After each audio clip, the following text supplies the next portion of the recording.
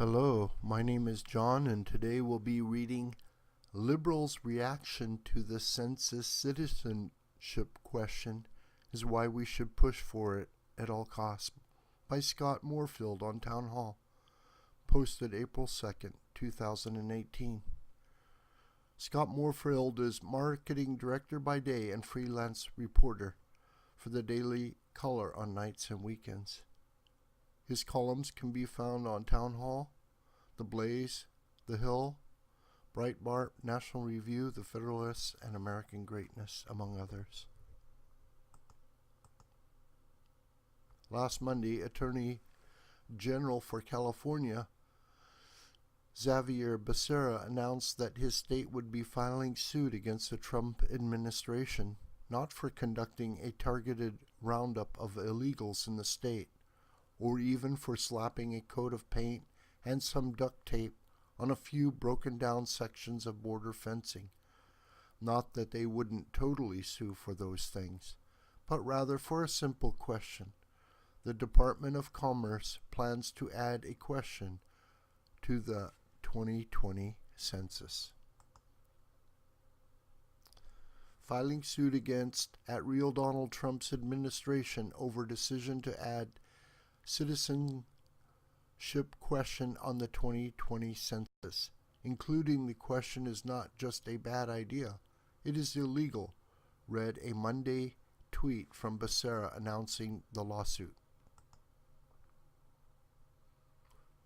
California is far from alone. New York is suing too, as are several other blue states. DNC Chairman Tom Perez slammed the question addition as a craven attack on our democracy. Former Obama Attorney General Eric Holder called it an irresponsible decision. As this cartoon makes clear, America needs more sanctuary cities to protect people who are here illegally. Everybody should have guaranteed income, and it's time to abolish the Second Amendment. How about segregated safe spaces and an end to microaggressions? And don't even think about letting census takers ask if someone is an American citizen. Who would admit to it? Never mind that the Justice Department asked census officials to include the question so they could better enforce the Voting Rights Act. And never mind the fact that the Trump administration never stated that they weren't planning to actually count non-citizens.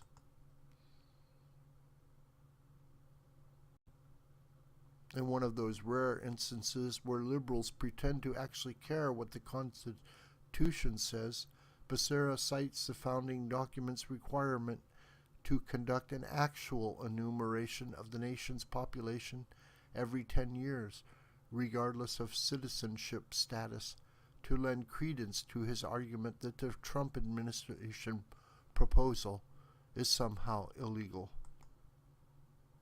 Problem is, asking about citizenship on the U.S. Census is far from new, much less some sinister Trump conspiracy.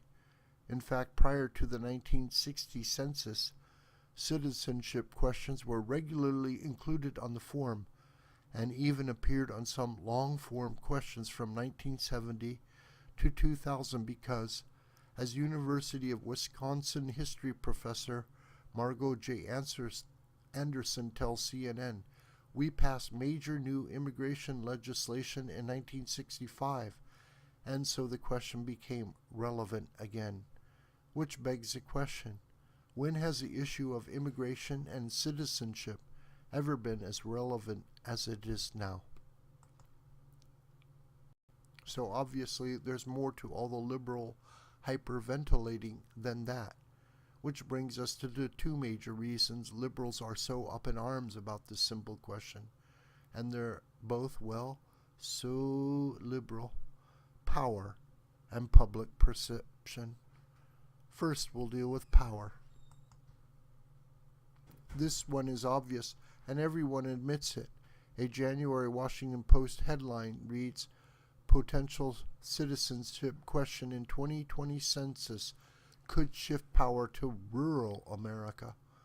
ABC quoted an analysis who state that of the 18 seats reapportioned as a result of the 2010 census, mainly as a result of the 40 million immigrants therein, 16 went to states that voted for President Obama in 2012, concluding that, from a partisan perspective, immigration tends to benefit Democrats.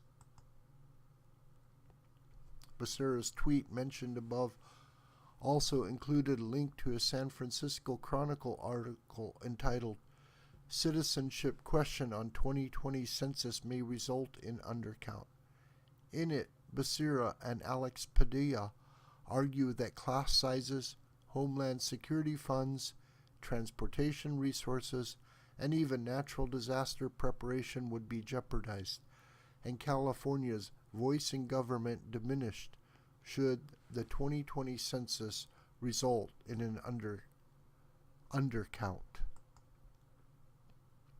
The Trump administration is threatening to derail the integrity of the census by seeking to add a question relating to citizenship to the 2020 census questionnaire, write Becerra and Padilla. Innocuous at first blush, its effect would be truly insidious. It would discourage non-citizens and their citizen family members from responding to the census, resulting in a less accurate population count. California, with its large immigrant communities, would be disproportionately harmed by depressed participation in the 2020 census. They continue. An undercount would threaten at least one of California's seats in the House of Representatives, and by extension an elector in the Electoral College. It would deprive California and its cities and counties of their fair share of billions of dollars in federal funds.